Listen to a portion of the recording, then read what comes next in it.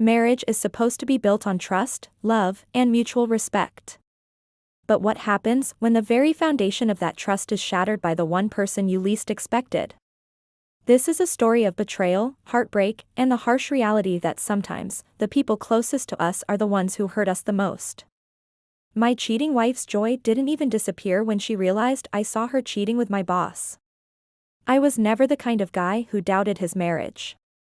Sarah and I had been together for nearly a decade, married for 7 years, and we had what I thought was a solid, loving relationship.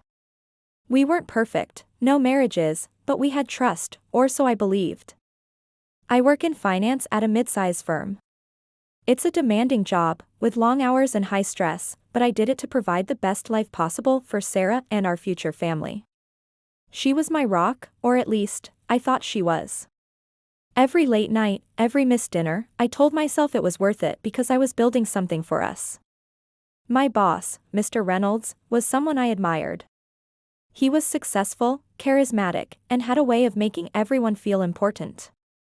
He was also the one who had been pushing for my promotion, telling me that my hard work was finally paying off.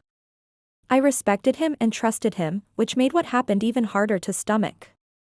It was a Friday, and I had planned something special for Sarah. I had been so wrapped up in work lately that I hadn't been home much, and I wanted to make it up to her. I decided to come home early and surprise her with dinner at her favorite restaurant. I even bought a bouquet of her favorite flowers, lilies. They always made her smile. As I drove home, I felt a sense of excitement that I hadn't felt in a long time.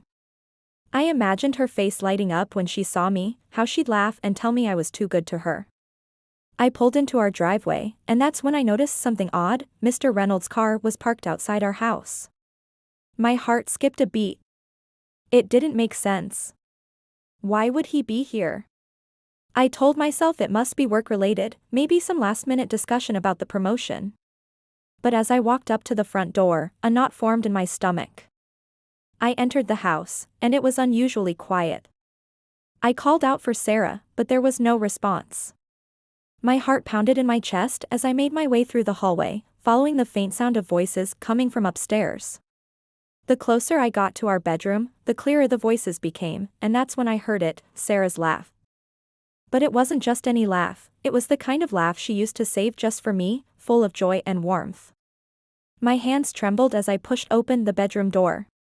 What I saw on the other side changed everything. There, tangled in our sheets, was Sarah and Mr. Reynolds. They were laughing, completely oblivious to my presence. The scene was surreal, like something out of a nightmare.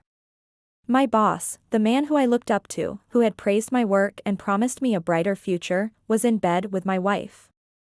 But the worst part? When Sarah finally noticed me standing there, her smile didn't even falter. Her joy, her laughter, didn't disappear. She just looked at me, almost casually, as if she wasn't caught in the most horrific act of betrayal. There was no shame, no guilt in her eyes, just a strange, cold indifference. Mr. Reynolds scrambled out of bed, his face going pale as he tried to gather his clothes. He stammered something about how it wasn't what it looked like, but we all knew exactly what it was.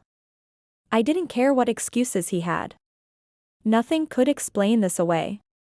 I stood there, frozen, my world collapsing around me. The flowers slipped from my grasp, petals scattering across the floor. I wanted to scream, to shout, to demand answers, but no words came out. My heart was shattered, and all I could do was turn and walk away. I left the house that day and never went back. I moved into a small apartment on the other side of town, filed for divorce, and quit my job. The promotion, the job, the life I had worked so hard to build, it all seemed meaningless now. In the weeks that followed, I tried to make sense of it all, but nothing made sense. How could she be so happy, so indifferent, when she saw me? Had she stopped loving me long before that day? Was I blind to the signs?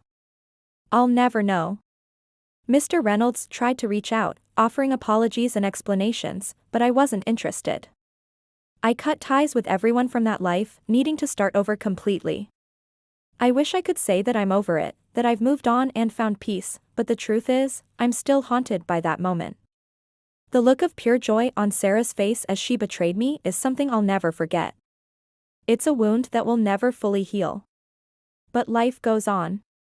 I'm trying to rebuild, piece by piece. Maybe someday I'll find happiness again. But for now, I'm just trying to survive, one day at a time. Betrayal is a wound that cuts deep, especially when it comes from the ones we trust the most. This story serves as a reminder that even the most secure relationships can be vulnerable to deceit. While the pain may never fully go away, it's important to remember that healing is possible, and that life, despite the heartbreak, does go on.